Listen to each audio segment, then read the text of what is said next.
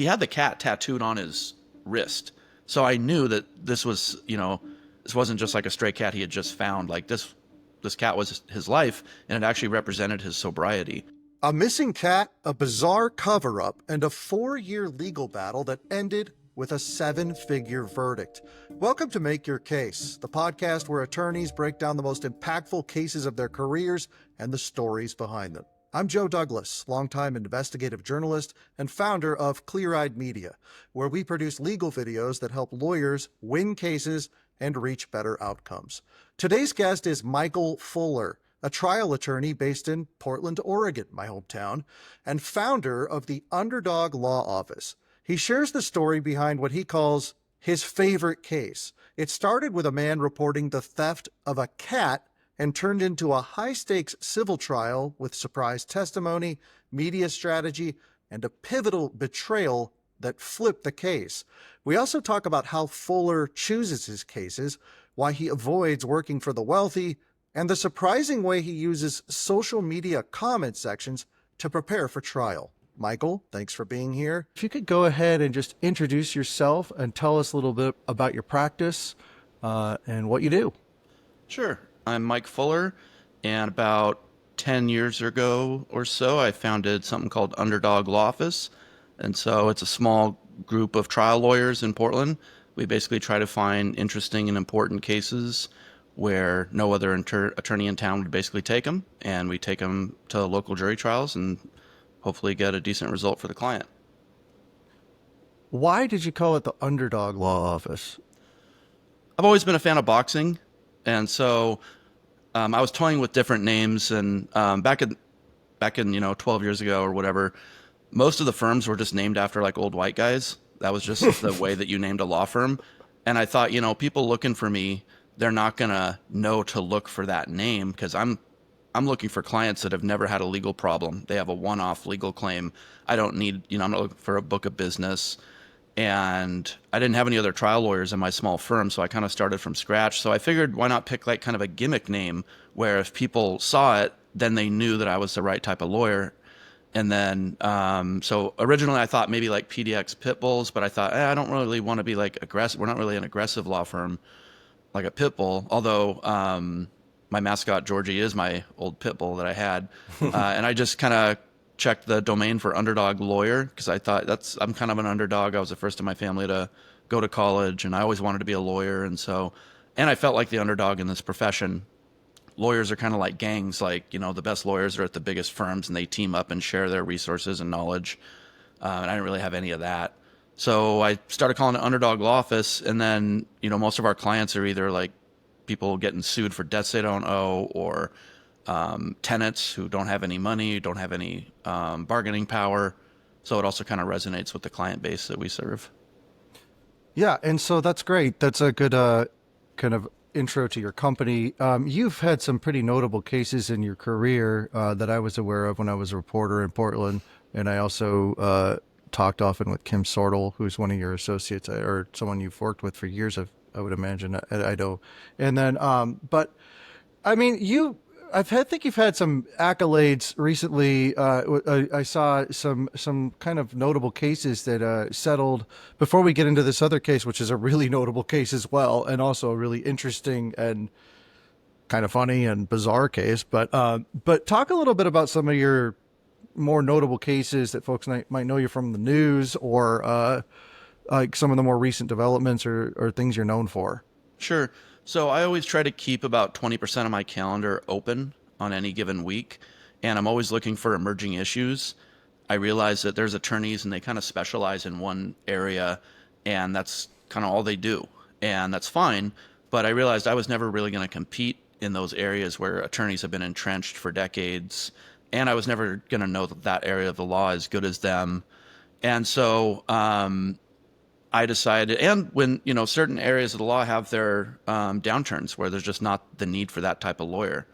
And so I decided just create a law firm and keep about 20% of my calendar open for anything new, interesting, important that happens in the community. And then I've got a whole team ready to go for whatever that issue is, and try to just meet the need instead of creating a a practice area and having hopefully people come to me. So we've done all sorts of things over the years. When Concordia went bankrupt and Merrillhurst went bankrupt, we did class actions for those students. That affected a lot of people in the community. That's When Concordia University, right, in Portland? Correct, Yeah. yeah, the former Concordia. Mm-hmm. When the clean energy surcharge started and large corporations decided to start secretly charging customers behind their backs, basically on receipts, we filed class actions. During 2020, when police officers started abusing journalists and peaceful assemblers, we were the first to file what turned out to be dozens of those types of civil rights lawsuits. We take police shooting cases, which are, among trial lawyers, some of the hardest cases to try, with mixed results, win some, lose some, but we've had some pretty notable victories in that area as well. Cool. That's great. And so this, and we had a little conversation, exchanged a few messages, and you were open to doing a podcast, which is great. But you also immediately thought of this case that we're going to discuss today. And what made that pop right into your head? It's my favorite case. And it's a case where, a lot of jurors don't know this, but if a case is going to trial, it probably means an insurance company has made some sort of offer to settle that was very low. Not always, but usually. And in that case, I think the best offer that we had got from the insurance company up to a certain point was $30. And we ended up getting, I think the jury allowed like 1.375 million in its verdict. So the disparity between how bad we thought what happened was and how bad the insurance company thought it was pretty wide. And it was just a case of vindication. We had filed it before COVID, and then the courts shut down. So there was a good 4 years plus where this case just sat dormant, and we couldn't get justice for our client. And I think that just emboldened the defendant and the defense attorney. And so this was one of the first cases that went to trial after the backlog of COVID criminal cases was over, and we could finally try civil cases again. Was it that backlog that led to that delay? Yeah, absolutely. When COVID happened, obviously we weren't trying. We actually did try a few cases remotely during COVID, but even that created a huge backlog. And then of backlogs in the civil cases, the criminal cases take priority. And so it took until I think this was November 2023 that we finally got to try this case. And that was the first case I had tried in over a year. Wow, that's great. So in this case, involves an animal, we'll say, and it involves someone who needed help. So tell us, let's just kind of get into it and start out with how did you even hear about this case or become involved with it? Sure. And I call it the case of the missing cat. I always have. I like to give my cases kind of what would have been like maybe the name of a Perry Mason episode or a Matlock episode. I grew up watching those types of shows. And so I always look for cases where there's an important issue for the jury to decide, instead of just deciding the measure of damages or the measure of compensation or who's more at fault. I like cases with just a very bright line issue. In this case, it was, did the landlord steal the cat or did he not? And so it's a case of a stolen cat. We do zero inbox, zero text message, zero voicemail, meaning that as information comes into the website, I get to review it in real time. And luckily now I have really good staff who do that function for me. But I'm a firm believer in doing real time lead intake. And so I literally got an email from a tenant off my Underdog Lawyer website, and he said something to the effect of, I'm a tenant, I'm in recovery in a sober living house. My landlord stole my cat, at least I think he did. The neighbor says that he saw the landlord take the cat. He denies it. Do I have any legal rights? That's pretty much what he said. Wow. And so what made you think there's a case here? I mean, to me, that's the exact type of case that a lawyer would take. Growing up, just only knowing lawyers from what you see on TV. Landlord steals your cat. What are you going to do? You can take a gun and go to the landlord's house and get your cat back, and then you're going to go to jail. You can call the police, and they're going to tell you it's a civil matter for the most part. Or you can find a civil lawyer like me, and we can file a lawsuit, issue subpoenas, and put on a jury trial and really try to prove what happened. So when I heard that, the first thing I thought was make contact with him. His name was Josh. Drove out to his house, kind of got to see things through my own eyes. took a look at his lease. He had a witness statement that I guess his neighbor had scrawled out on some paper that said, "I saw Devin take the cat," I think is what the note said. And it was signed by a Willie G. And I talked to him. He seemed like an honest guy. And so I had enough evidence at that point to file the case. He had the cat tattooed on his wrist. So I knew that this was, this wasn't just like a stray cat he had just found. Like this cat was his life, and it actually represented his sobriety. And so it was very important to him. And so by the next morning, I had a lawsuit filed. I called a local reporter that I knew and said, "Hey, we could use the community's help trying to find this cat." Because honestly, at the time, we didn't know if it was just lost. We had information that it was stolen, but it could have also just been lost, or it could have been stolen and then put back out into the wild by the person who stole it. We just didn't know. Great. And so then what happened after you filed the case and you were putting out a word? The Oregonian, right? The newspaper covered it, correct? Yeah. I mean, that's a great Oregonian. story. If you get it from a legitimate attorney like you, who people know in town, that's totally a good tip. So I can understand why they jumped on it. But yeah, so what happened then? So really our main goal was finding this cat.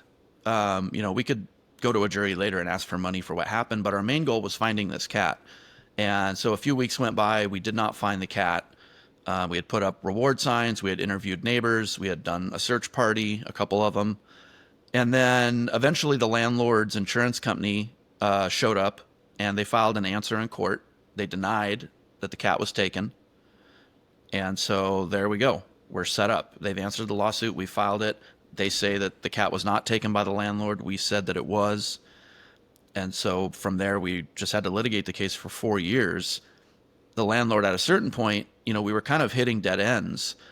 We didn't have any better evidence other than Willie G's statement and how reliable Willie G is. I never got to find out. We never called him at trial. But you always want to have more than just one person's kind of eyewitness account of what they say they saw. And so we had originally been subject to sanctions by the insurance company. They tried to sanction me and my client, have our case thrown out, saying that it was basically bad faith and that we were harassing this landlord. Luckily for us, the judge looked at our evidence and denied that motion. And then at a certain point, we got really lucky. We got a huge break in the case. The landlord, as it turned out, was going through a nasty divorce, which is not good when your soon-to-be ex-wife, who now doesn't like you, is a key witness in your crime. So she was so, she had been in litigation with this landlord for a couple years now over their child in custody. And so she got so emboldened and frustrated with the legal system that she actually went to law school. So she was a 2L in law school by the time she reached out to me.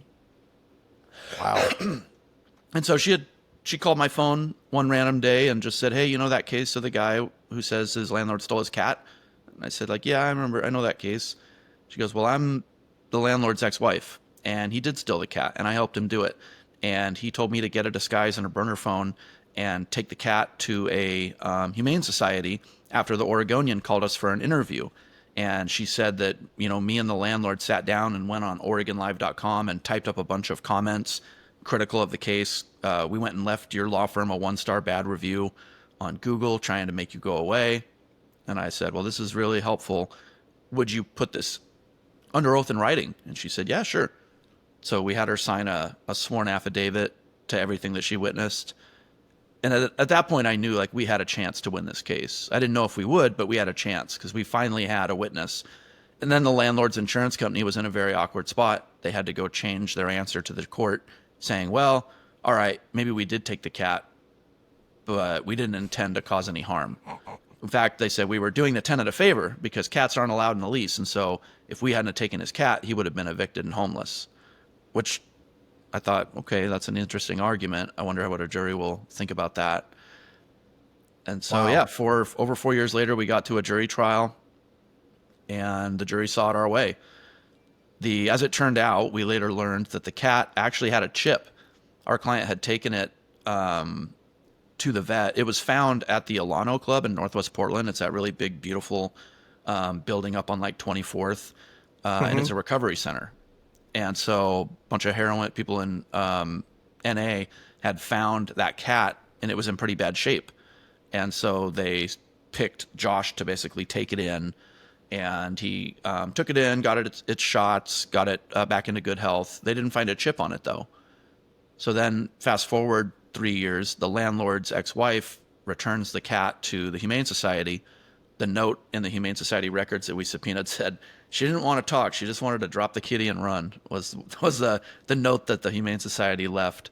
Turns out Wow. she had dropped the cat off in a disguise using a burner phone, and then they actually found a chip on the cat, so they were able to return the cat to its original owner, which wasn't my client. So by the time we got to trial, my client kind of knew that this new owner had, or the old owner had his cat back, and he didn't really want to put him through what my client went through, having a cat taken from him. So he just resigned to the fact that the cat was going to live a good life with its sibling cat with its old owners. And so that old owner came and testified. The landlord called him, I think, hoping that like the jury would be upset with my client for, I don't know, but that was one of their, I think, two witnesses at trial. The insurance company also hired a medical expert who reviewed all my client's medical files from his heroin recovery and basically told the jury well, what happened to him wasn't that bad. That's subjective. Having your Wow. cat stolen, I'd be pretty pissed if someone stole my cat.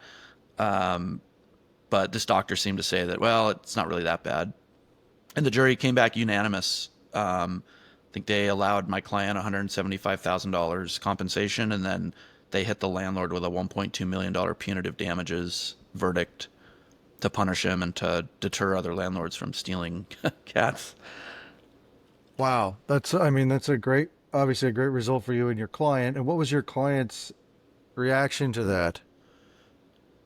I mean, honestly, he said he expected it. He's got really good street smarts.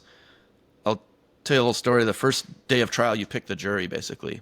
Mm-hmm. And the jurors came out and they asked the jurors, do you know any of the parties or do you know any of the witnesses? And one of the jurors raised his hand and said, yeah, I know the defense insurance company's lawyer. So they had two lawyers there, and he knew one of them. And Wow. so I asked him some questions during jury selection. I said, you know the lawyer. How do you know him? He said, well, we went to law school together. He said, I'm also a lawyer. And I said, well, you can probably understand why I probably can't allow you on my jury because, if a year from now you're having drinks with your lawyer friend, what are you going to say if he says, well, why'd you rule against me? He goes, no. He goes, he goes, I've always wanted to be on a jury and I will decide this fairly if you leave me on this jury. And I said, well, you don't want lawyers on a jury because what if you start telling the other jurors what you think the law is? It could create confusion. He goes, no, I would decide the facts fairly. And then so we got to take a break, and that's when we're going to decide who to kick off the jury. And I told my client, I said, number one, we should kick off this guy because he's a lawyer and he knows the defense attorney. And my client said, no, I think we should leave him on. And I said, well, I would consider that a fairly risky thing. And he said, well, he goes, I trust the guy. I heard him and I trust him. And he goes, also, wouldn't it show the other jurors how confident we are in our case if we left on a friend of the defense lawyer? And I hadn't thought about that at all. And so the client makes the decisions. I said, okay, if that's what you want. And so that's what we did. And it was a unanimous verdict. And that juror actually had reached out to us afterwards. I never ended up talking with him, but he had reached out, and I think just to say, sorry for what your client went through. And but yeah, this client turned out to be incredibly good with people. And so his reaction, I don't know if he expected $1 million in punitive damages, but I think he expected that the jury would believe him. And we put on a very straightforward case. We didn't try to exaggerate his damages. We didn't call damages are basically what lawyers call the harm that happened. And that's what jurors can give money for. And so a lot of lawyers make their whole case about the damages, how bad this was, how many sleepless nights, how much did you worry, how long. And I just don't really present my cases that way. And sometimes, damages are worse left to the imagination. So I made sure, though, when we picked the jury to ask them all about, do you have pets and how do you feel about them? And there were a couple people that talked about they have stray pets come on their property and they don't like them, or they hunt and they don't have pets. But the vast majority of those jurors had pets and loved their pets. And I remember the very first juror number one, the judge asked her something to the effect of, can you decide this case fairly? She goes, well, so this guy's saying that the other guy stole his cat And the judge says, yeah, that's what he's saying. And she goes, well, if you're asking me if I'd be pissed if someone stole my pet, yes, I definitely would. And that seemed to be the sentiment of the whole jury was like, if you show us evidence that this guy actually took it, we're going to be fucking pissed. And yeah, unanimous verdict. I think it took him an hour or two to come back, and it was a unanimous verdict for my client. So yeah, I mean, and then you're kind of explaining as we go some of the questions I have. You've already answered because we kind of drill into storytelling on this podcast. And so you had different stages. It sounds like of the lawsuit where you were kind of you just had it was like a he said she said sort of case. It sounds like, but so how did that? I mean, it's kind of obvious, but how did you just said you don't like to get really into damages and but what was your plan from a storytelling perspective, like sort of initially, and how did it shift as time went by? How did you think about that in the case presentation? I kind of tied it back into redemption and I knew I had a problem because jurors sometimes historically maybe don't want to give a whole bunch of money to someone who's in recovery or just got out of recovery because they could think that maybe the money would ruin their life. And I called my trial mentor and I said, I could try to fight real hard to keep out some of the facts about his heroin addiction and recovery. And my trial mentor said, I would just address it with the jury. I wouldn't keep anything from them and just straight up ask them, are any of you inclined to give less money because someone's in recovery? And so I did. And during jury selection, I also asked, my client's a recovering heroin addict, so's the defendant, by the way. And I said, my client has, neck tattoos on his face and his neck, and both of his arms are fully tatted. I said, is anybody here going to treat him any differently because of that? And one of the guys on the jury, of the original pool of jurors, he wore a suit to jury duty, which I haven't seen before. It wasn't like he was just getting off work. He intentionally wore a suit to the jury process. And he said, I remember what he said, I thought this was a criminal trial based on your client's neck tattoos. And I find that neck tattoos are a sign of poor judgment. He goes, so yeah, I probably would rule against your client. And I just said, okay, well, you're off this jury. Does anybody else share similar feelings? And everybody seemed to say that they're just going to follow the judge's rules. And then in the very end, I also let the jury know, you don't know whether this money is going into a conservatorship. You don't know whether it goes into a trust. You don't know anything about that. So you're not to consider it. So if anyone were to argue, hey, let's give him less because we don't want to ruin his life with a bunch of money that he might go use to get back into heroin. If anybody were to argue that, go tell the judge because that's not in the instructions. You're just to decide how bad was what he went through and what amount of money will make up for it. And that seemed to work. And in fact, we did actually set up a trust, and he did. He had a girlfriend at the time who had some immigration problems. He used part of his money to hire her a lawyer to solve those. He bought a house out on the coast, and he bought a barber shop. He was training to be a barber when this whole thing happened. So, and up until today, he's now basically a hobbyist bodybuilder. He's got his own business, cutting hair on the coast, and a house and a wife and a happy life, and he's off drugs. So it really did work out pretty well for him. But yeah, it was definitely something I was concerned about, was what kind of compensation might they allow? And the other side, of course, I think it actually hurt, but they kind of got in it. They said, you only put up a $500 reward for your cat when it was stolen, so don't give him any more than that.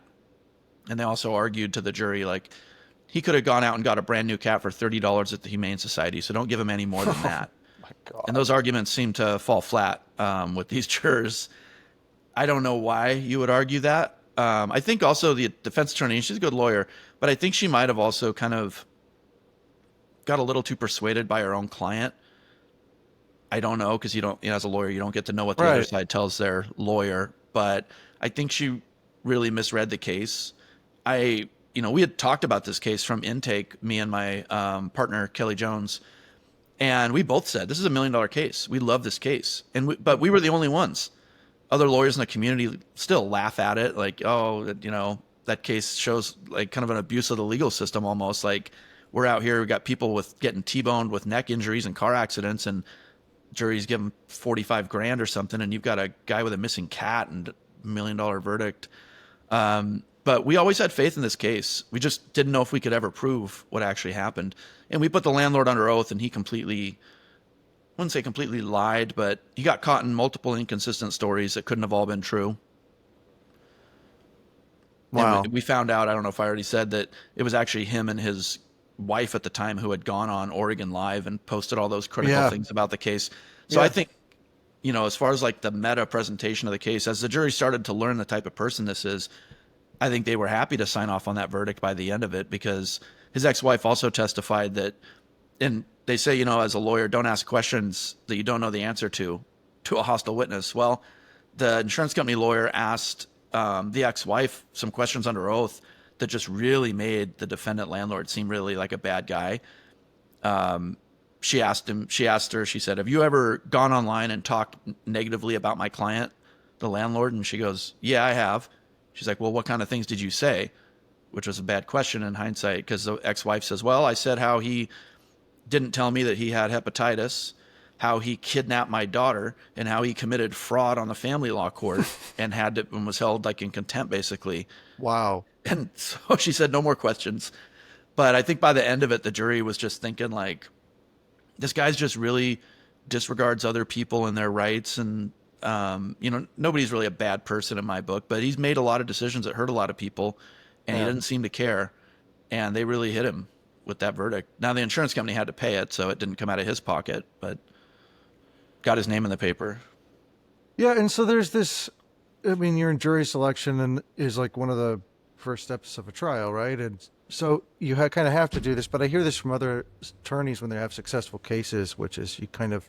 I mean, you have to, but you have to address the sort of elephant in the room right away, or like you find like the weakest part of your case, or the part of your case is potentially the most like vulnerable, and you kind of bring that out up front, or try to frame it yourself, or get out in front of it, or what's your sort of strategy with that kind of stuff? It's kind of overall question. It has to do with this case, but I'm sure it comes up with every case. Yeah, and Like, I think you have to weigh how harmful is that fact mm-hmm. for me. If it's just moderately harmful and it's not a part of my core story, then I'm probably not going to get it. I'll let the other side introduce it. But if it's, the way I view it is this: if you asked me, what's this movie about, and somebody told you, and then you watched the movie and you were left walking away only thinking about one thing or scene or something that the person didn't describe in their introduction, you wouldn't say that was a very fair summary of the movie. Right. And so I try to just, if I'm presenting these cases to a jury, break it down into 3 acts. They decide the end of the last act. Is it a comedy or a tragedy, depending on the verdict? And then just keep it super simple. Now, the fact that my client had the neck tattoos was visible, but I needed to flesh that out. The fact that he was in heroin recovery would have come out pretty quickly, but I also wanted to flesh that out because some people just have really strong prejudices or Yeah. beliefs, and they're not the right juror for the case. Like that juror who said he wouldn't give a guy a fair trial, and that should really bother us that a juror is willing to say in open court that they wouldn't even give someone a fair trial because of how they look or their tattoos. So yeah, I do agree with, you want to, and as the plaintiff, I go first in the storytelling order. I give my opening first. I do my questioning first. And so I do feel like I lose integrity if I don't at least tell the jury about bad facts in my case. But I kind of take a different approach to, I don't really view like the jury trial as I'm going to convince anyone of anything. Really, it is a storytelling vehicle. It's just presenting the facts in a story that'll make sense, that'll, be understood and remembered by the jury, and then they just decide the end. That's kind of how I start viewing it. So whether it's a good fact or a bad fact, if it's part of the story. Now, when I'm taking the case on, I really try to vet out those bad facts because I don't want to file a case that has bad facts that are so bad that I can't overcome them. I just lost a pretty big jury trial. I lost at 51-49, meaning my client was 51% responsible for his death. The cop who shot him was 49%. And in hindsight, I probably still would have tried the case just to give the family some sense of justice. But I had facts I just could not overcome. My client he was doing suicide by cops. He was threatening the police officer, pretending that he had a gun, reaching for his waistband. And those were just facts that I could not overcome, even though I did my best to bring them out before the jury. But in the cat case, there really wasn't. It was just a lack of evidence that I had at the beginning that was giving me a problem. People who lie, cheat, and steal, sometimes they get away with it. What was your, I mean, what was your plan when you just kind of, for a while, you just had this guy, right? So what was the plan at that point? Didn't know. Mm-hmm. I knew I had motive, and I didn't put that in my complaint. You don't have to plead the motive, but I knew I had a good motive because my client had this landlord. They had been friends, basically. They found the cat together, even. And their friendship started to erode. And at a certain point, the landlord wanted to start dating one of my friend's girlfriends. And my friend told his girlfriend, hey, you may not want to date this landlord because he has STDs and he doesn't tell girls about that. Same thing his wife said under oath. Whether it's true or not, we never found out. And obviously, the landlord got super pissed when he found out that my client had told somebody that. And then the friendship eroded. So I knew I had good motive on this landlord. And I Mm-hmm. knew I had, well, at least one eyewitness, although maybe not the most reliable or credible witness, but Willie G did say he saw the landlord taking the cat. And so I figured through subpoenas and interviews and depositions, I should be able to gather even more evidence. If the wife had never come forward, though, I probably would have lost. So I just got lucky, on that. But I mean, that's an honest thing to say. Who knows though? But but the media it sounds like played a part because she saw that you had the case, right? She knew, is that why she learned about the case from reading the article? Or she was involved with the article. She was commenting on it. So, Yeah. according to her testimony, right? So was that a strategy that you used? Were you kind of like, well, I'll get this out there and like you said, hopefully somebody comes forward with information. Is that, I mean, do you Yeah. typically do that in cases, or is that something like, was that kind of a unique situation here? Or I have a lot of cases and not many of them warrant media attention. But as an attorney, I would say a lot more of my cases are in the media than maybe other typical lawyers. I also just don't do what I consider boring cases. I don't do car accidents. I don't do slip and falls, things like that. But in this case, yeah, just like I used to, again, watching Perry Mason and Matlock, a prosecutor, that's exactly what the prosecutor does. They give a press conference. They say, we've caught the perp. And if there's any witnesses, come forward. And people will. And so I use the same strategy in civil cases where it's kind of a whodunit. And I do need the community to come, And a lot of times you also get people, maybe they didn't witness what happened here, but they'll say, yeah, that landlord did something similar to me 2 years ago. Or, we've had just all sorts of high profile cases where people even back in high school will say, yeah, I went to high school with that doctor and he sexually assaulted me on the prom. Like we've literally gotten calls like that because we take our cases and ask local reporters if they'd help us, shine a light on what happened. And it's certainly not an obligation. And a lot of times reporters they're not interested. They don't find it newsworthy. They've got other big things they're writing about. But if there's an opportunity, I definitely will, with my client's permission, of course, go to local journalists and see if they'll help us. Journalists are great at gathering information. One other thing I do kind of more strategically is journalists in my experience, they are very good storytellers themselves. They have to be. And also they're good at, editors are good at headline writing, what's going to grab attention. And so I also pay close attention to the comment sections on Reddit, and Oregonian used to have comments. They don't anymore. yeah, I'm glad of that because some of those people were pretty nasty to me and my clients. Willamette Week still has commenters though, but I pay really close attention. One, how does the media tell this story? Because I just give them the facts. I usually don't even talk to them. I'll just email them a copy of the filed complaint, give them my client's phone number in case they want to interview them outside my presence. So it's kind of interesting to me to sit down at the end of the night and see, all right, how is this case? What did the editor find important enough to put in the line and the byline? And then what did the journalist? Now, sometimes it's just the facts, but a lot of times it's not. What did the journalists find interesting? And then I read the comments. Okay, what are people wanting to know more about? And what don't people like? And what do people like? And then I take notes because then you show up to the jury selection process. And sure enough, some of the people in the comment section that said this is a bullshit, frivolous lawsuit, they're sitting there. They may not tell you that, but that's what they're thinking. Some of the people are saying, well, I wish I really knew, did the cat have a chip in it? Well, probably some people are having those same questions as the commenters. And then I'll often borrow pretty heavily sometimes from the stories and the way that the journalists present it. I remember I had one of my very first cases. She said it was KATU, and they said Judy McElderry is standing her ground, and that was the intro. And then they go out and interview her, and it was one of the last black-owned homes in the Irvington neighborhood, and she was getting wrongfully evicted by this mortgage company. And I thought, damn, that is good. And so in my court filings, I said, my clients are standing their ground. And I thought that's standing your ground is great because we're not aggressing on you. We're standing our ground and you're trying to take our home. And it's a great posture to be in. Just we're standing our ground. So I definitely try to take sound bites and study how the media writes about my cases. And sometimes I'll even recycle it and use the same narratives for trial. Yeah, I mean, that's really smart because media, I feel like there's a lot of crossover between journalists and lawyers, especially trial attorneys, because you're communicating with the general public. Journalists can also be sued. So they have to be very aware of the law.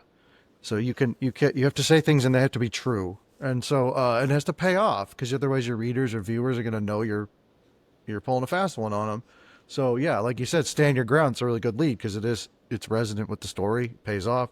So yeah, that's interesting, and that's really smart to like just read the comments because even as toxic as they can be, you're getting like a real time, sort of bathroom wall. Like here's here's what people really think, kind of point to it. The like as a lawyer when you're taking on a case though, like how much does that play into what you're thinking about when you first get it, like in the intake process, or is it just like raw evidence, or what's the, like in this case, it sounded like you were pretty quick to decide because you just felt like it was strong. You went to the guy's house and saw that there was a real case here. He has a tattoo. There's a witness. But like in other cases, has it been that quick, or is it a little more of an involved process, or is it just kind of your nose, or is it like the actual core evidence? Like what's that process of bringing that of deciding on a case to begin with? Yeah. So I have a legal team that I work with, and my appellate lawyer has to sign off on all the legal issues that we're putting forth to the court in our complaint. And also either me or one of my associate attorneys has to sign off literally on everything we tell the court that we say happened. And then there's also a process for if we don't know if it happened or not, but we have information that it might have, and we expect to prove it between now and trial. There's special language I can put in the complaint to let the court know that. So it's a very formal and serious process when you're filing something with the court. But whether to take a case, I think it depends. In this case, it's whether he stole the cat or not. Sometimes it's like a more technical thing, like, well, they were advertising the product, but they said that it had natural coconut in it, but it was actually just pear juice flavoring. Okay, we're going to have to research the Federal Labeling Act laws. I want to see a copy of the receipt. I want to do searches for Better Business Bureau complaints, Department of Justice complaints. There's a lot that goes into something like that, and a lot of legal boxes to check. But for landlord stole my cat, I mean, he either did or he didn't. I just need evidence that he did. Now, there is a little bit of strategy going into the type of, how do you plead it? In this case, we could have pled it as negligence. We could have pled it as a violation of the Landlord-Tenant Act. We ultimately decided to go forward on a claim of intentional infliction of emotional distress, which is kind of an odd claim. Usually in America, you can do what you want and you can hurt people's feelings and, tough, like it's free speech, freedom of expression. But there's a narrow category of things that if you do them in order to really hurt someone's feelings in an extreme way, and it's just outrageous, that you can be sued for that. So I did take a little bit I think I slept on it to decide which claim to file. But yeah, to me, it's a story. And I also view, I don't have a lot going on in my life other than my career. I really, I teach and I run a boxing gym and do some things like that. But these cases are my life and my legacy. I don't have kids of my own. And so these cases are what I leave behind. And so some people hate them, some people love them. But I really am just, is this a story I want to spend my time telling? Is it important enough in the community that a jury is going to show up and understand why they're there? Because when I first started being a lawyer, I didn't take them necessarily based on the story. I wasn't even thinking maybe that far ahead. And then you show up to trial and the jury's like, why are we even here? This is ridiculous. This should have been this could have been resolved in a mediation, or why would you ever go to court over this? Maybe you had a strong legal claim, but it's just not important. So to me, an important story is the really only thing I'm looking at. And my involvement in the case is pretty limited. I do the initial intake. I talk to the client. I review the evidence. I draft the legal complaint. I do the rollout to the press and the media. And then from there, I kind of don't touch the case again until it's getting, a week or two out from trial. Mm-hmm. And I also hire trial consultants, professional storytellers. I never used to do that because I thought, well, that's the job of the lawyer. Why'd you hire a consultant to do the lawyer's job? But what I realized is having a second set of eyes from someone who's also a professional storyteller at the very end can be really interesting, because the story I tell the jury, my complaints are very short. I draft them to be very, very short on purpose because I want as much latitude as I can to come up with a story and a narrative and just have the bare bones facts and law in the complaint. So in the cat case, we hired a trial consultant, and I would say probably most of my opening statement were facts that were nowhere in the case until the defense attorney was hearing them for the first time in my opening. And because he told me, he said, this is really a story about trust and betrayal. It's not about a cat. It's about trust and betrayal. And if you focus on that, those are key human emotions. Sorrow over losing an animal, that's, people are going to understand that without being told. So keep your focus on the betrayal.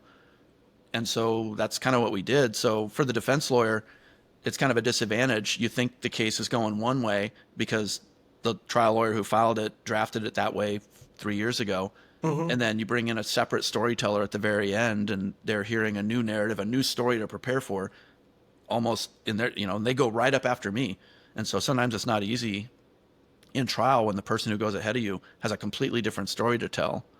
And that seemed to be kind of what happened here. Their lawyer was focused mainly on, well, the lease didn't allow cats, and we hired a doctor who said what happened to him wasn't that bad, which fell really flat when our story was about, our client protecting his friend from someone who might want to give her an STD, and, his sobriety and, the tattoo, the symbolic meaning of that cat, how he always had that cat to come home to no matter how hard his day was, and he knew he wasn't going to use because he had to take care of that cat. Wow. So that's story, I would say, is what I look for. That's the most important thing, more important than evidence or law. Now, obviously, you're going to need evidence in the law later. And every now and then we get really good stories and there is no evidence or law, or maybe there's just a little bit of evidence and no law. And I can represent that client as an advocate. We can still tell that story. We can still create exposure in the community about what happened. Maybe it's not through a legal filing, but for legal filings, I'm looking just at the story. cool. And then the other question I like to ask attorneys too, that's a great answer, I am often brought in when I make videos or like settlement documentaries on cases where there's like a delay in the case, or it's been dragging on for a year or two. And I'm always curious as to why attorneys feel like cases get dragged out, or how delays happen. Obviously in this case you had COVID, which was a big, global pandemic, which delayed a lot of things. But in cases where it's not like that, what do you think causes that? Mostly insurance companies. Here's the competing interests. As a trial lawyer, I take the case. I pay people who work for me in real time to work on the case in real time dollars, sunken costs. I invest cash in the case. Let's assume 5 or 10% interest on my cash advances into the case, and I carry those costs until I get a verdict that's in my favor, and then I can reimburse those costs. If I lose, they're just gone. Think about the defense perspective. That lawyer is getting paid by the hour. The more hours that they bill, the more money that they make. And the insurance company. Would an insurance company rather pay you $100,000 today or in a year or in 10 years? Well, their industry makes their money in part on premiums and in part on the float, what they can do with the cash in the time in which they collect it and then when they need to pay it out. So when you add all that up, you've got one lawyer like me who would love to just try the case tomorrow. And then you've got the interests of the insurance defense lawyer and the insurance company, both of which have vested interests in delaying payout. And also, people die. People get hooked on heroin. People become disinterested. All sorts of things happen to where case values go down. They rarely get higher. So just from a economic standpoint, And think about it, emotions, how hot is a jury going to get if a cat was stolen yesterday? Well, what if it was last week? Well, what if it was 4 years ago? And they're like, what, 4 years ago they stole a cat? So I Yeah. think that there's a strategic advantage for defense attorneys to just create as much space and time as you can. And, I I have to get the case to a jury trial and win that jury trial. It's the only way I win the case. A defense lawyer can win their case many ways. In this case, they tried to have us sanctioned to have the case thrown out that way. Didn't Hmm. work. Then they tried to harass my client by sifting through all of his medical files, all his mental health records. They interviewed all of his AA friends who were supposed to be anonymous. You're going to Wow. put pressure on somebody to quit. Then they filed what's called summary judgment, try to convince the judge that there's just not enough evidence to even go to trial. Then all the built-in just delays in the justice system. Our client by this time had moved to the coast from Portland. He didn't even live here anymore. In fact, he told his girlfriend, like, oh, I have to go to Portland for a week. And she said, why? He's like, I got to wrap up some old business. She's like, well, what Yeah. happened? Like, well, I filed a lawsuit. You did? You didn't tell me. That happened a long time ago. Well, what's it Wow. about? He's like, well, a landlord stole my cat. She's like, okay.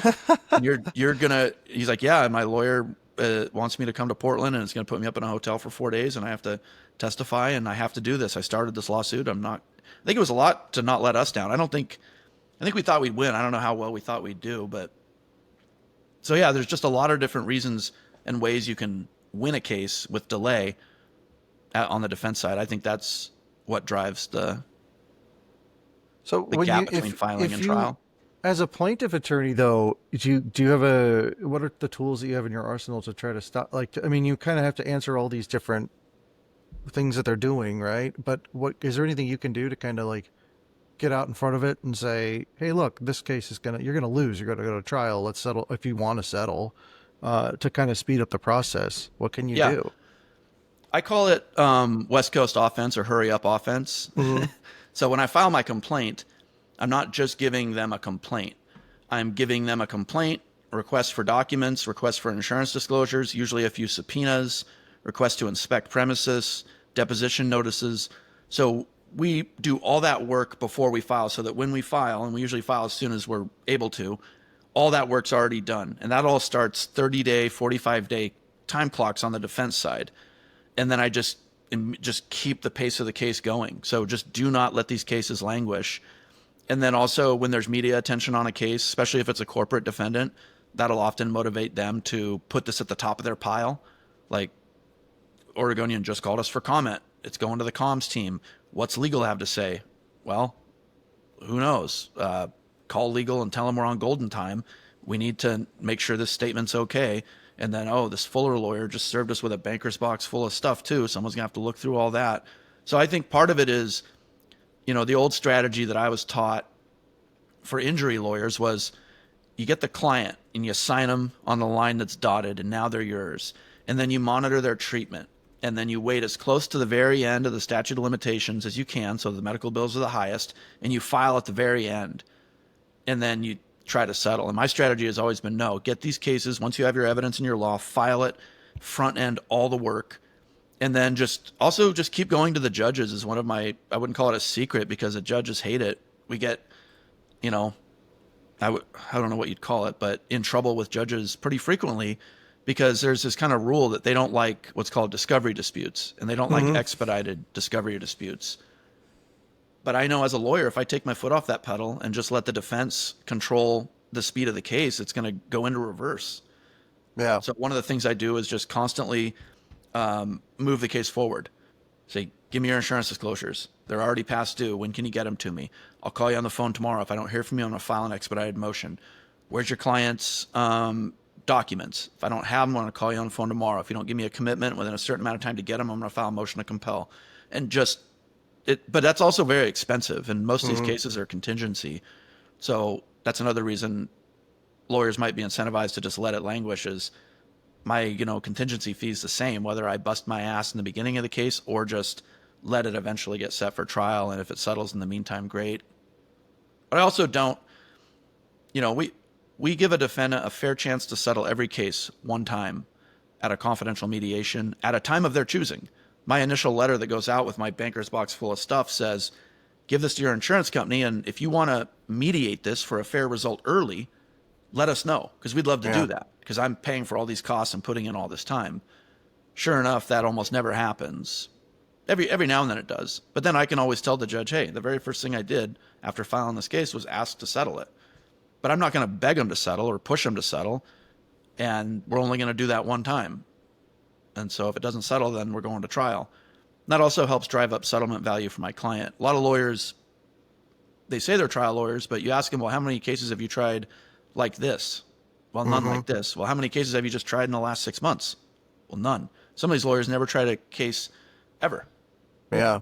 And so by giving them just one opportunity to settle at a time of their choosing, you tend to sometimes get more money for your client, because they either just know that they don't have the capacity, they actually cannot try the case, or they're going to have to tell the client, hey, if we don't settle with them, that's fine, but you're going to have to go hire a separate lawyer. It's going to cost even more money because I'm not really a trial lawyer. Do you have any, that's interesting. Do you have any idea how, like, or a percentage of your cases that settle versus go to trial? I would say like probably, I don't know, 50 to 75% of my cases settle. And is that, Also, is that storytelling kind of like, here's the strength of the evidence, this is what we got, it's not, and that, is that kind of what drives the settlement issue, or just want to get rid of this case? What do you think drives that? it's always the client's call. Clients with more to lose are more likely to settle and not go to trial. I try to only represent people who have little to nothing to lose. But every now and then you get somebody who just did nothing wrong and they got screwed over, but they have a job, or they've got kids, or they've got better things to do than be dealing with lawyers. Those are usually the cases that settle, sadly, because they make pretty good trial witnesses usually. They're more reliable, but they're also more willing to settle. But we do a lot of work for people whose backs are against the wall, who've had very hard lives, poor people, disabled people, incarcerated people, kids. And so when you have, less to lose, you're more likely to take risk at trial. Why do you seek out those clients, like, versus some of the maybe lower hanging fruit clients that a lot of lawyers go for? What makes you want to go after those folks, or not go after, but want to do those cases? I grew up in a trailer park. We grew up poor. Spent my time growing up, in a bowling alley with working class people. So I don't mind rich people now. I hated them growing up, though. I didn't like rich kids at all. But I didn't really care for them. And then I got to college and I realized, like, okay, some of these rich kids are okay. But I never really enjoyed spending time around them. And so if I had to choose what kind of client to be with in a case for 10 or 20 hours, I'd much rather just be with a regular person that I'm used to hanging out with, to be honest. And as much as I don't mind rich people, I certainly don't want to work for them. I didn't get into this business to make, to settle your business dispute. And just the sense of entitlement that some of my rich clients have, I don't care for it. They go their whole lives and nothing bad ever happens to them. And then something happens and they're so fucking pissed and they can't understand why even I'm telling them, hey, here's what probably should happen. Whereas I'd much rather represent someone who's downtrodden, who's just been trampled on their whole life, and this is just the most recent of bad things that's happened to them. I'd just rather be around them. I'd rather represent them. And also, when I first started out, I had to kind of pick what kind of law I was going to do, and I really wasn't. Why would you ever hire me? If you were like some school superintendent and you got T-boned by a drunk truck driver, you shouldn't hire me. You should go hire Kafori or Bill Barton or any of the elite trial lawyers that specialize in catastrophic injuries. My cases were like, my landlord charged me a $90 or $70 cleaning fee, or I got overcharged on these tobacco products, or that's just more what I was interested in. So I just never cared to work for rich people. And I work for rich people a lot. I work for a senator. I work for large corporations. I'd rather work for myself, and I'd rather have clients who are just kind of regular Joes than not. And also, it's so much easier, honestly, too. Like, that's kind of not to my credit, but when you represent a rich person, and when I say rich, I just mean like a homeowner with a full-time job. I'm not even, just saying, when you represent someone even with that, let's say they just have a home and they've got kids and a full-time job, that's tough because the defense they can, oh, where do you work? Oh, well, maybe I want to depose your boss or your coworkers about what happened. And they know exactly what they're doing. They're trying to fuck with their business. Oh, you Mm-hmm. got kids at home, huh? Well, did you tell them about what happened? Oh, I might have to depose your kids. Yeah. Whereas when you represent people like how I kind of view myself, very little to nothing to lose. So if you fucking, you know, my clients, unfortunately disabled, living in a community group home. You can go depose them, have fun, have a field day. Mental health records. Yeah, my client can't afford mental health. You're gonna get a judgment against us if we lose. Guess what? My client's judgment proof. They're on Social Security disability. It's much easier to litigate, and it's much easier to also litigate just kind of the way that I like to do it, which is just by the book, maximizing leverage. Much easier to do when your clients don't have much to lose. Cool. And then I have to bring this up too, as we kind of wrap up here a little bit. The Oregon Trial Lawyers Association give you an award, the Arthur H. Bryant Public Justice Award, and congratulations for getting that. And how do you feel about getting that award? And is it kind of part of what we're talking about here, or what is your response to that? I mean, it's definitely a super honor to get an award. Don't really know how to respond. I mean, it's great. Honestly, it's great to get recognition for what you've done, but it's also kind of like an industry award. So it's my colleagues, I guess, giving it to me, or people on a random group of people. So I don't know. I mean, it's great to get, but I don't put a whole lot of stock into it because it's my own colleagues giving me the award. But it's based on a pro bono tenant rights clinic that I started that I'm really enjoy running. We do a couple trials a year in the pro bono clinic, and usually it's like defending people who are getting discriminated against. And if you just can't pay your rent, you can't pay your rent. But we specialize in defending people who are getting evicted for things really out of their control that aren't really fair, or retaliation. Yeah. And so that's what it's for, basically, is for starting that clinic, I don't know, 8 years ago now. Wow. And just representing people in the tenant arena who otherwise just would never be able to afford a lawyer. That's great. Yeah. And I know that's, there's been over the last 20 years in Portland has just changed dramatically. I grew up in the Portland area, and it was just the radical shift from when I was a kid in the 80s and to like the 2000s on. Every place changes, but no place, the change was so rapid. And I thought, yeah, so it's good. I mean, that's good work to do. There's a lot of it to be done, I would imagine. The last question I like to ask everybody is sort of just, you're well into your career now as an attorney, and looking back, it's kind of a cheesy question, but I think it's a good question. It's just like, what have you learned that you were surprised to learn? Like what if you could go back and look at yourself as like a young man coming out of law school, like what would you tell them, and what is something that you're surprised, like, or maybe people might be surprised to know about your line of work that you've learned along the way? I think what I would tell myself would be a lot nicer to people.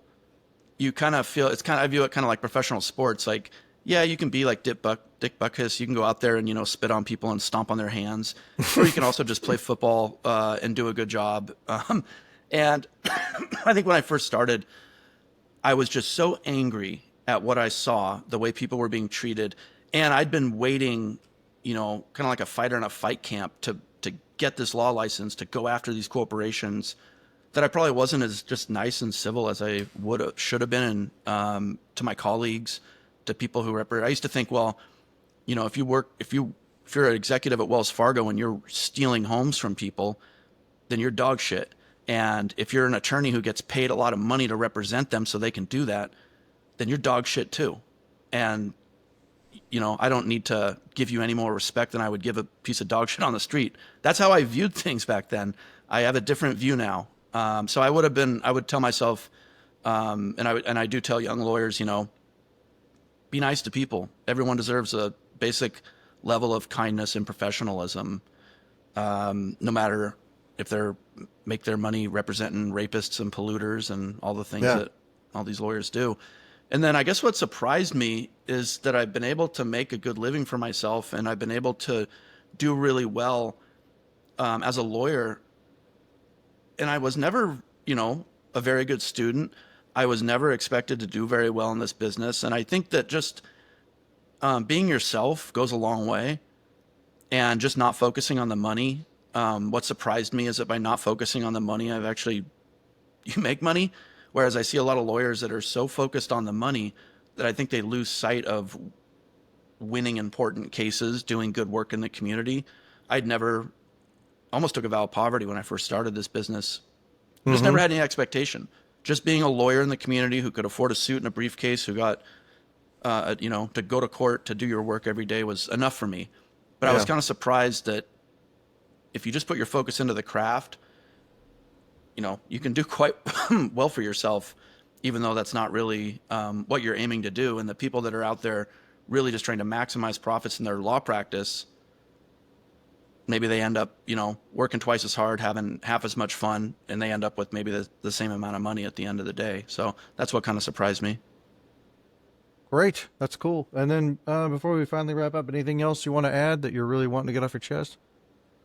Nope. I'll just say thank you to the local Clackamas County jury. We just had a jury trial last week for a gentleman who said his neighbor pushed him off his deck because he was upset at him, and the neighbor denied it. There was another, how do you prove it? And the jury reviewed all the evidence, came back, gave my client every penny we asked for, $150,000 verdict, and found that his neighbor did in fact push him. So thank you to the jurors in Clackamas County. Well, congratulations on that case and one of many victories you've had. So, and thanks again for being here. It was great talking with you, Michael. Yeah, of course. Same. That's it for this episode of Make Your Case. Big thanks to Michael Fuller for sharing the story and strategy behind a case that proves sometimes the truth really is stranger than fiction. If you enjoyed the conversation, be sure to follow or subscribe so you don't miss future episodes. Make Your Case is brought to you by Clear Eyed Media.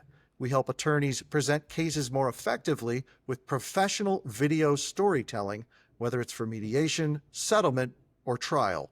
And if you're a lawyer with a compelling case and you want to share it on the show, I'd love to hear from you. Just shoot me an email at joe@cleareyedmedia.com. Thanks for joining me.